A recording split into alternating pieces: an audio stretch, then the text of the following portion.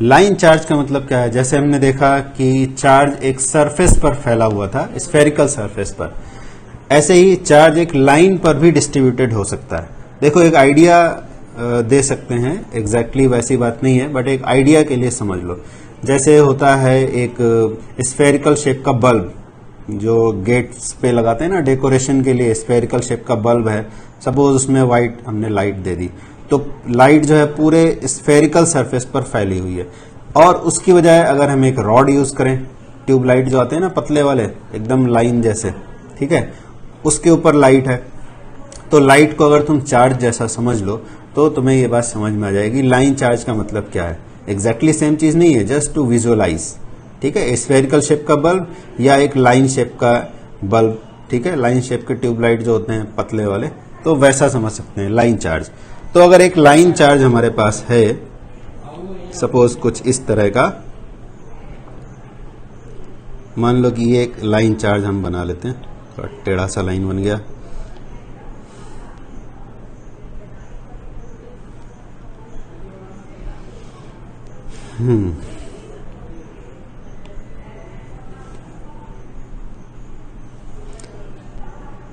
Suppose ये एक line charge है, ठीक है, और ये इनफाइनाइट साइज का, मतलब इसका लेंथ ऊपर में माइनस इन्फिनिटी और नीचे माइनस इन्फिनिटी ऐसे कुछ है।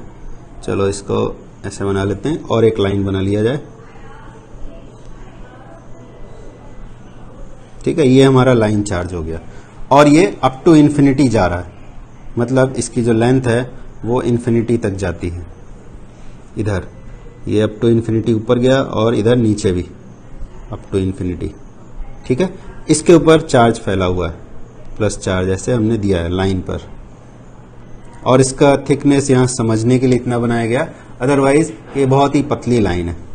तो इस लाइन चार्ज पर सपोज टोटल चार्ज Q है, बट चार्ज डेंसिटी अगर हम देखें, linear charge density is suppose, linear charge density is suppose lambda, ठीक है। इसकी लेंथ कितनी है हमें पता नहीं, ये इनफाइनाइटली लॉन्ग है, ठीक है। तो लीनियर चार्ज डेंसिटी हमने मान ली लैम्डा की, क्योंकि जो पार्ट, अब कोई तुम्हारे सामने अगर पोल एक लगा हो या एक वायर हो इनफाइनाइट लेंथ का, तो तुम्हारे सामने जो उसका पार्ट दिखाई दे रहा है, एक छोटा पार्ट दिखाई दे रहा है, उस पार्ट को हमने देखा और वहां पर लीनियर चार्ज डेंसिटी है सपोज लैम्डा, ठीक है। तो जितना पार्ट तुम देखोगे, मान लो कि 10 सेंटीमीटर पार्ट देखा तुमने उस इनफाइनाइट वायर का, तो उस 10 सेंटीमीटर के पार्ट में कितना चार्ज होगा? Lambda into 10 centimetre. अगर 1 मीटर पार्ट देख रहे हैं तो लैम्डा इंटू 1 मीटर। अगर एल लेंथ का एक छोटा पोर्शन देख रहे हैं उस लाइन चार्ज का, तो कितना वहां पर चार्ज हो जाएगा? लैम्डा इंटू एल, ठीक है। ये बात को ध्यान में रखना, अभी काम आने वाला है। So this is our line charge and there is a point P, there is a point P at a distance R from the line charge, this perpendicular distance is R। यहां पर हमारा पॉइंट P है। इस point P पर हमें electric field calculate करना है using Gauss law. तो सबसे पहला काम गॉस लॉ यूज करने के लिए हमारा क्या होता है? What is our step 1? What is step 1? Step 1 is to identify a Gaussian surface. Gaussian surface की क्या प्रॉपर्टी होनी चाहिए? पहली बात तो क्लोज्ड होना चाहिए, दूसरी बात है चार्ज डिस्ट्रीब्यूशन के अबाउट सिमेट्रिकल होना चाहिए, and it must include the point where electric field is to be calculated. तो इस केस के लिए एक लाइन चार्ज है, सपोज ये पेंसिल लाइन चार्ज है, इसके ऊपर चार्ज है, तो इक्वल डिस्टेंस वाले पॉइंट इससे सभी डायरेक्शंस में होंगे। तो अगर सभी डायरेक्शन वाले पॉइंट्स को तुम ज्वाइन करोगे तो एक सर्कल मिलेगा, लेकिन वो एक पर्टिकुलर पॉइंट के चार्ज के लिए, इससे जस्ट ऊपर एक पॉइंट चार्ज होगा यहाँ पर लाइन का ही, तो उसके सामने जो r डिस्टेंस वाले पॉइंट होंगे तो उनको ज्वाइन करोगे तो फिर एक सर्कल मिलेगा। उससे जस्ट ऊपर एक पॉइंट होगा, उससे r डिस्टेंस पर सभी डायरेक्शन में देखोगे तो इक्वल डिस्टेंस पर इलेक्ट्रिक फील्ड सेम होगा, उनको ज्वाइन करने से फिर एक सर्कल मिलेगा। तो ऐसे लाइन चार्ज के सभी पॉइंट्स के लिए एक सर्कल जहां इलेक्ट्रिक फील्ड सेम होगा, फिर उसके ऊपर एक सर्कल, फिर उसके ऊपर एक सर्कल। जैसे घरों में बैंगल का स्टैंड होता है, बैंगल का स्टैंड देखा होगा, तो बैंगल के ऊपर बैंगल ऐसे रखते चले जाओ, then you will get a cylinder, ठीक है। जैसे बैंगल का स्टैंड में बीच में जो रॉड है, you can imagine that rod as a charged line, और जो बैंगल्स रखे हुए हैं चारों तरफ, ठीक है, बैंगल स्टैंड में उस रॉड के चारों तरफ हमने बैंगल्स फंसाए हुए हैं, तो बैंगल्स क्या होंगे, एक सिलिंड्रिकल शेप का सरफेस बनाएंगे। That cylindrical shape of surface will be a perfect Gaussian surface for this case. और उस सिलेंडर की रेडियस होनी चाहिए कितनी, उस सिलेंडर की रेडियस होनी चाहिए आर। क्यों आर होनी चाहिए, जिससे कि पी पॉइंट उस सिलेंडर की सरफेस में इंक्लूड हो जाए। अगर आर से कम या ज्यादा हुआ तो पी पॉइंट इंक्लूड नहीं हो पाएगा, ठीक है। So for this case the identified Gaussian surface which is suitable here for calculation is a cylinder. तो अगर हम सिलेंडर बनाएं और उस सिलेंडर की रेडियस हमें लेनी होगी आर, ठीक है, आर रेडियस का सिलेंडर बनाएंगे और उसकी लेंथ हम आर्बिट्रेरली कितनी भी ले सकते हैं। Arbitrarily means according to our choice, जो हमें कैलकुलेशन के लिए इजी होगा, ठीक है। तो इधर भी आर डिस्टेंस हम ले जाते हैं अपने स्केल को और सिलेंडर बना लेते हैं। सपोज ये हमने एक सिलेंडर बनाया ऐसे, इस सिलेंडर की रेडियस है आर, बट गॉसियन सरफेस है तो इसको दोनों तरफ से क्लोज्ड होना चाहिए। तो ये हॉलो सिलेंडर नहीं हो सकता, ये क्लोज्ड होगा, यानी ऊपर भी इसमें लिड होगा और नीचे भी लिड होगा। जैसे गुलाब जामुन का पैकेट आता है ना, टिन का डब्बा, ऊपर से भी लिड लगा है, नीचे भी बंद है, ठीक है, अब वैसा एक सिलेंडर। तो हम क्या करते हैं, इस हमारे गॉसियन सिलिंड्रिकल सरफेस के ऊपर एक लिड लगा देते हैं, ठीक है, ये लिड लग गया, ये क्लोज हो गया। ऐसे ही इधर बॉटम भी होगा इसका, ठीक है, ये हमारा गॉसियन सरफेस हो गया जिसका रेडियस है आर। आर रेडियस क्यों, क्योंकि पी पॉइंट इस वायर से आर डिस्टेंस पर है। Now this is step one. Step one we have completed, that is identifying the Gaussian surface. Now the second step, what is second step? Second step is to identify a small area element at the position of point of consideration. P point पर हम एक area element लेंगे, यहां पर area element ले लिया हमने, ठीक है, इसका एरिया है सपोज ds, तो इसके लिए एरिया वेक्टर बनाया। एरिया वेक्टर कैसे होगा, ऐसे सरफेस के नॉर्मल। तो सिलेंडर के लिए अगर हम सरफेस के नॉर्मल एक एरिया वेक्टर बनाएंगे तो वो रेडियली आउटवर्ड डायरेक्शन में आएगा, ठीक है। सिलेंडर का जो कर्व्ड सरफेस है उसके लिए अगर हम एरिया वेक्टर बनाएं तो वो किधर आएगा, वो सरफेस से रेडियली आउटवर्ड डायरेक्शन में आएगा। देखो यहां पर एक ऑब्जेक्ट ले लेते हैं,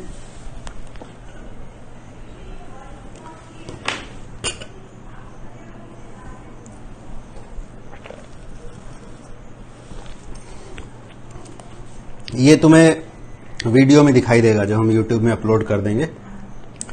जस्ट इमेजिन कि हमारे पास एक ग्लास है, ठीक है, ये ग्लास है सिलिंड्रिकल सरफेस का।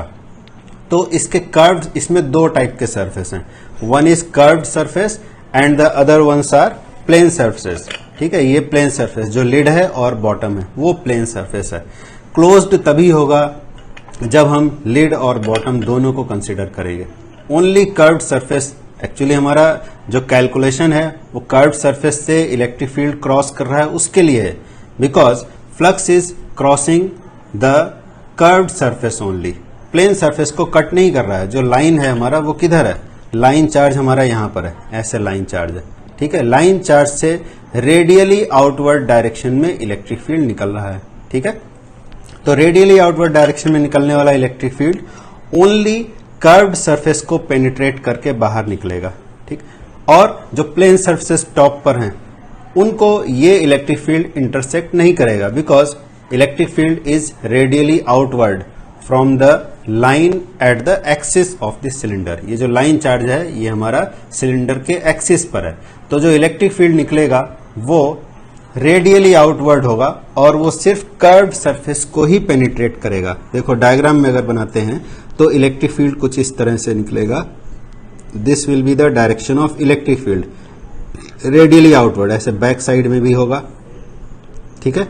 ये इलेक्ट्रिक फील्ड का डायरेक्शन होगा ऐसे, this will be the direction of electric field radially outward in all the directions, ठीक है। और ज्यादा नहीं बनाते हैं, कंजस्टेड हो जाने की वजह से ऐसे ही रहने देते हैं। तो यहाँ जो इलेक्ट्रिक फील्ड का डायरेक्शन है वो एरिया वेक्टर के ही डायरेक्शन में होगा, यानी कि यहाँ भी angle between electric field vector and area vector will be 0। But very important thing, ये जो एंगल की वैल्यू 0 आ रही है, this is only for the curved surface of the cylinder.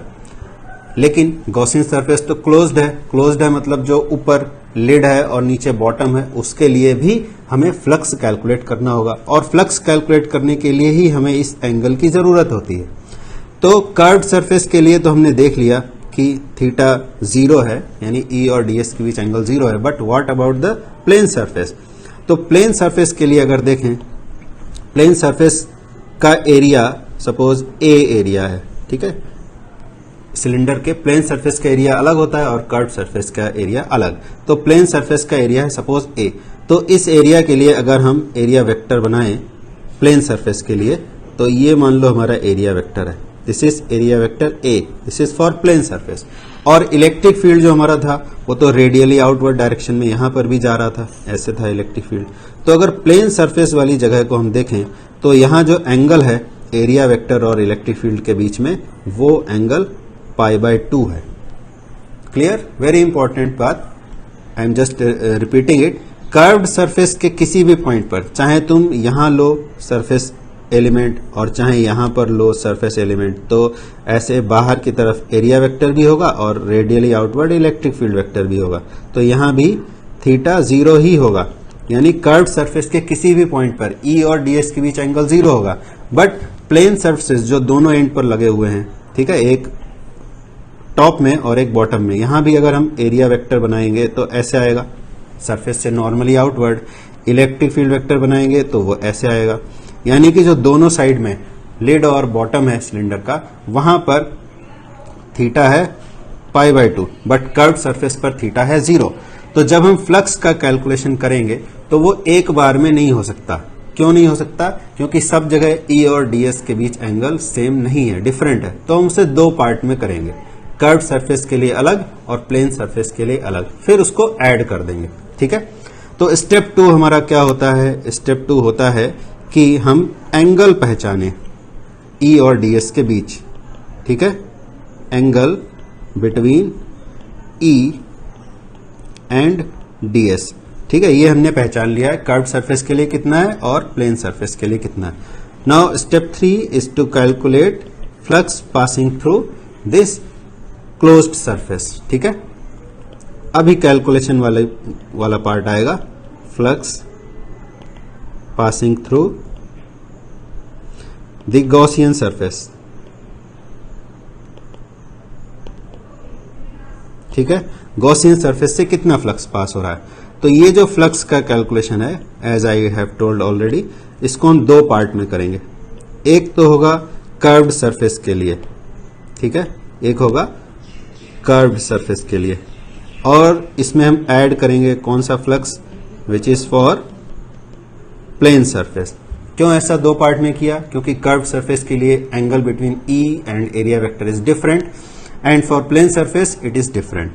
तो कर्व्ड सरफेस के लिए जब हम फ्लक्स लिखेंगे तो क्या होगा, E dot ds, integration for curved surface. और प्लेन सरफेस के लिए हमें ई डॉट ds करने की जरूरत नहीं है, क्योंकि पूरा प्लेन एरिया है और वो ए एरिया हमें पता है। अगर r रेडियस का सिलेंडर है तो वो एरिया πr² हो जाएगा, जो लिड और बॉटम है उसके लिए। तो हमें वहां इंटीग्रेशन की जरूरत नहीं है, वहां हम डायरेक्ट ई डॉट ए लिख सकते हैं। बट यहां पर भी एक इंपॉर्टेंट बात है, ई डॉट ए ये तो इस वाले सरफेस के लिए हुआ, और जो बॉटम में सरफेस है उसके लिए भी ई डॉट ए होगा। तो E dot A plus E dot A, ठीक है। दोनों प्लस क्यों हुए? क्योंकि दोनों ही फ्लक्स पॉजिटिव हैं, ठीक है। 0 से लेकर 90 तक फ्लक्स रहता है पॉजिटिव। तो यहां पर हम लिख देंगे 2 ई डॉट ए, क्योंकि 2 प्लेन सरफेस है, एक टॉप में है यानी कि लिड है और एक बॉटम भी है सिलेंडर का। नाउ कैलकुलेशन, ई डॉट ds जो कर्व्ड सरफेस के लिए था वहां पर एंगल था 0, डायग्राम में भी देखा था। देखो यहां पर कर्व्ड सरफेस के लिए एंगल 0 है at every point of the curved surface. So E dot ds cos 0 and this integration is for curved one. And here 2e dot A, यहाँ पर angle between e and a is π/2, so cos π/2 becomes 0, so this whole term becomes 0, and what do we get? e ds for curved surface, ये तो 0 हो गया। और curved surface के हर point पर electric field की वैल्यू सेम है। क्यों सेम है? बिकॉज कर्व्ड सरफेस का यानी गॉसियन सरफेस का हर पॉइंट लाइन चार्ज से इक्वल डिस्टेंस पर है। जो लाइन चार्ज है वो सिलेंडर के एक्सिस के जैसा बिहेव करता है।